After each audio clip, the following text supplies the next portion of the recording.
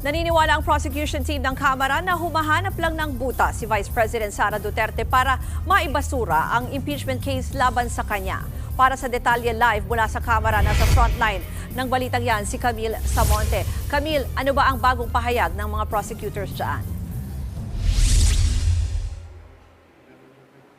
Ruth, naniniwala ang House Prosecution na inililihis at idinadaan lamang sa technicality ng kampo ni Vice President Sara Duterte ang isinumiti niyang answer ad cautelam sa writ of summons na inihain sa kanya ng Senado. Sabi nila, naghahanap lang ng butas ang kampo ng bise para lusutan ang kaso. Sa pahayag ni House Impeachment Spokesperson Attorney Antonio Bucoy, hindi ito ang bloodbath na inaasahan nila na sinasabi noon ni VP Sara patungkol sa kanyang impeachment. Wala raw kasing matibay na depensa si VP Duterte laban sa mga aligasyon sa kanya at nag-focus lamang sila sa paghahanap ng buta sa proseso ng paghahain ng impeachment. Anya, ito raw ang ginagawa kapag hindi masagot ang pinaka-substance ng reklamo. Pinuna rin ni Attorney Bucoy kung bakit hindi inilahad ng kampo ni VP Sara ang rason kung bakit answer ad cautelam ang isinumite nila. Kapag ganito raw kasi ay humihingi sila ng relief at caution mula sa korte pero hindi naman nito kinikilala ang jurisdiksyon ng Senado bilang impeachment court. Sa kabila niyan, gagawin daw ng House Prosecution ang lahat para harangin ang anumang pagtatangka na i-delay sa impeachment trial ang bise. Pakinggan natin ang naging pahayag ni Attorney Bucoy. Those who cannot face the facts, those who cannot prove the substance of their defense, resort to procedure.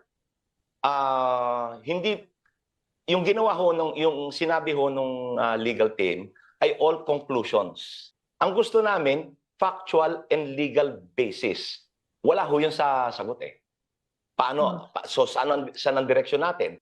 Kakulangan nila yun. Hindi nila sinagot yung factual allegations. On our part, we will proceed and address the factual issues.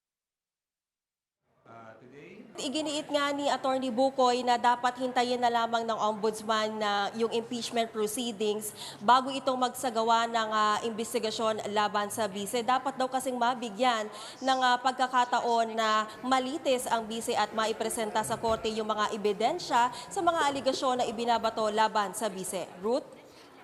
Camille, yung isa pang issue, yung tungkol dun sa interim release ni dating Pangulong Rodrigo Duterte, meron bang update dyan?